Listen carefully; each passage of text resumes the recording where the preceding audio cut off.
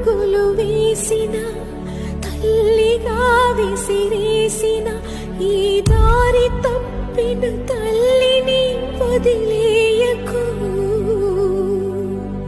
చచ్చి పుడతా నాయన బిడ్డగా నీ కడుపున.